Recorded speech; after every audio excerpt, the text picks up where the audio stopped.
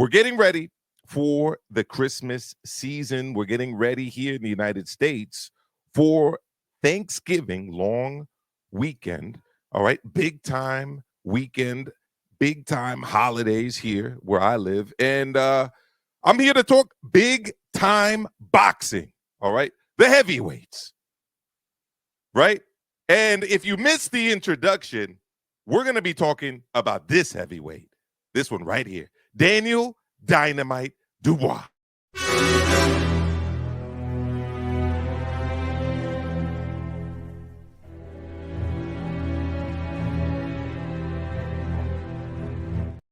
I've already volunteered him to be the next James Bond. I mean, who would be a better James Bond than that dude right there?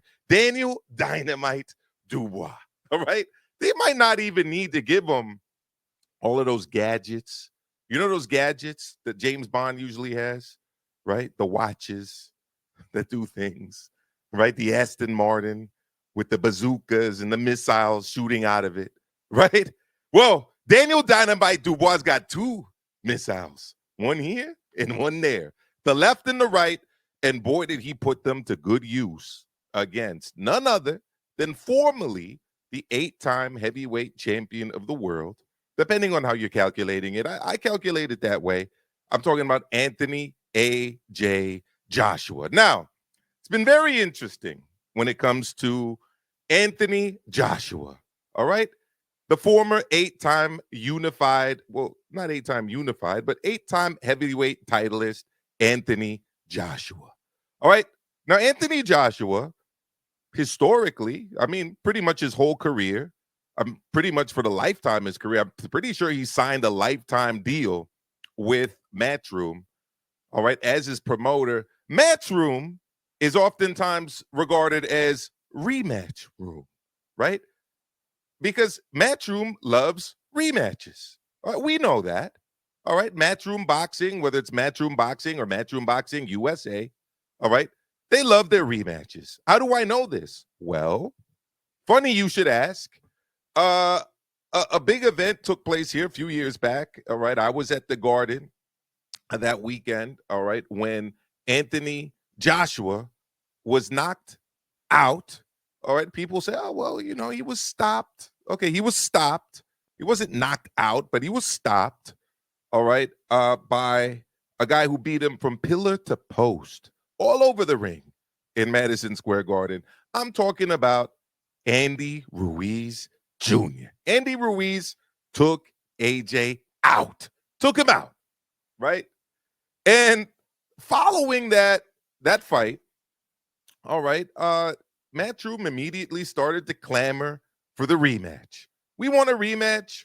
He can get him next time, right? He's going to do better. We got him. We know what we did wrong. We're going to get him again. Fast forward a few months, they're in Saudi. Fast forward a few months, Andy Ruiz Jr. is about 50 pounds heavier than he was the previous time, all right? And, you know, AJ did what AJ does, and AJ boxed and hugged his way to a 12-round unanimous decision. Rematch, 1-0, AJ, he's the rematch guy, right? Now, well, that's just one rematch, right? Doesn't mean that they love rematches at Matchroom, right? Just one rematch. Okay, fast forward a couple more years after that, right? And we got a fight between Alexander Usyk and then unified heavyweight champion of the world, Anthony Joshua. Joshua, coming off of that huge win he had in the aforementioned fight, the rematch against Andy Ruiz Jr. in Saudi. Now, what happens? Takes place in North London, takes place at Tottenham Hotspur Stadium. All right. I actually predicted a late round TKO stoppage for Usyk in that fight. I thought that the hand speed was going to be too much, the movement, the boxing IQ. I still had memories of what happened here in New York City against Andy Ruiz. AJ gets beat up pillar to post. AJ wasn't knocked down as much as he was in the fight against Ruiz, but he was beat up pillar to post, right? Pillar of the post. All the pillars, all of the posts. He saw all of them that night, right?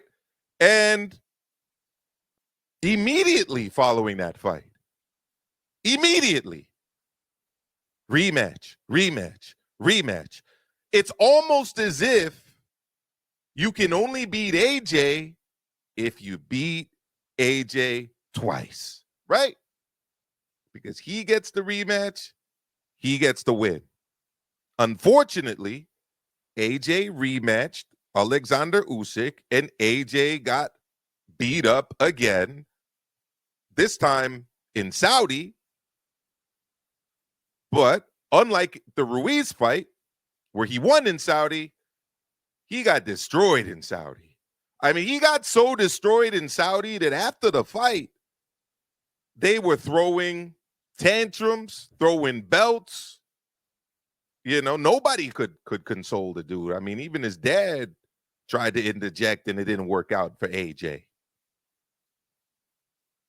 So here's the big question, right? Because we all saw what happened, right? We all saw what happened a few weeks ago in London, right?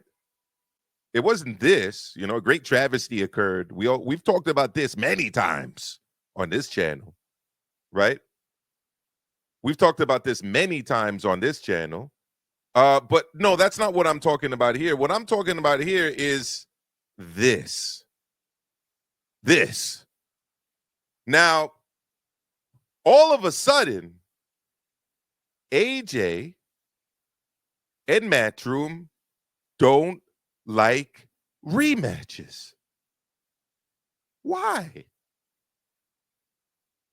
Weren't they running to this rematch? Weren't they screaming at the top of their lungs, we want Triple D. We want Big Daddy. We want DDD. We want Dynamite. We want the rematch against Daniel Dynamite Dubois. That's what we want. I haven't heard any of that. Have you heard some of that?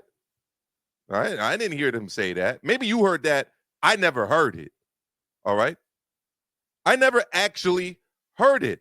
But you know what I did hear a few years ago? I heard this. The likes of Lennox Lewis came back from massive losses. Lennox twice. is a clown. I don't respect Lennox. He created a legacy, though. So am I. That's what I was about to say. Is this all part of the legacy? Are you It's aware of how big the nothing legacy compared is? to what Lennox is doing. Nothing. Me and Lennox aren't the same. My legacy is to sit back and enjoy the younger generation coming up and not to really be involved. Just appreciate what it takes to get there. Lennox isn't like that. Me and Lennox are cut from a different cloth. Well, Lennox was knocked out. You guys might remember this, but Lennox was knocked out a couple of times, right? Now, the most recent time when Lennox was knocked out took place in South Africa at the hands of none other than Hasim Rahman, right? We'll remember Hasim Rahman, The Rock, all right? Went over there, South Africa. Lennox was hanging out with Mandela after shooting Ocean's 11, all right? And this is pretty much what happened. Got to get close in case they beautiful. This is what he was trying to suck Lennox Lewis in again to throw the right hand.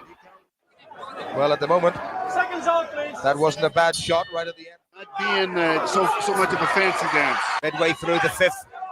Rahman still there. There Right you hand go. wasn't too far away. Whoa. A little bit underneath his own left eye. Good nice combination. Body, good right body shot. He's going to make him pay for that right hook. Wasn't the best night for Lennox, but here's how it concluded right here. They know if they tag him, he's got to go down. So, I mean, you guys saw it there. Lennox went down, right? Lennox went down. That's courtesy of the Jeff Jackson YouTube channel. But you know what else Lennox did? After sustaining that loss, that brutal knockout loss, all right, Lennox, and I'm sure you guys have all seen this, you're all huge boxing fans like me, Lennox did this. Let's have a look. Yeah. that night in Africa. If he punches, just keep your hands high. They're telling him not to counterpunch. Boom! Boom! Will Rockman get up, or have the tables been turned? Is it reversed? 7, 8, 9. It's over. And it's over. Lennox gets his revenge. So that was one case. There was also another case, right? The famous case with Oliver McCall. I thought, as a Lennox Lewis fan, that the Oliver McCall stoppage in the first fight was premature. But regardless, Lennox went back. Lennox rematched Oliver McCall. Lennox was beating him up so bad that the dude essentially had an emotional breakdown in the ring. All right. Of course, there's probably some other issues there as well. But that being the case, that's what occurred. Right. So we got a promotional company that anytime somebody loses, there's a rematch, men and women. Right. Because as soon as Katie Taylor lost, rematch. Right. There's always a rematch with Matchroom. Why not now? Why not this fight? Why all of a sudden no rematch? Why is that? Well, I don't think they can win the fight. I think that they're probably waiting for the result of Usyk versus Fury 2. I think that they're hoping that they get a Fury fight, whether Fury wins or whether Fury loses, right? I think they don't have enough confidence in themselves that they can reverse what we all saw, which was this. Otherwise, I mean, the company's track record is there, right? Rematch, rematch, rematch. All of a sudden, no rematch. All of a sudden, they don't want to do a rematch. All of a sudden, nobody's clamoring for a rematch. Nobody's talking about a rematch. All because of Daniel Dynamite Dubois.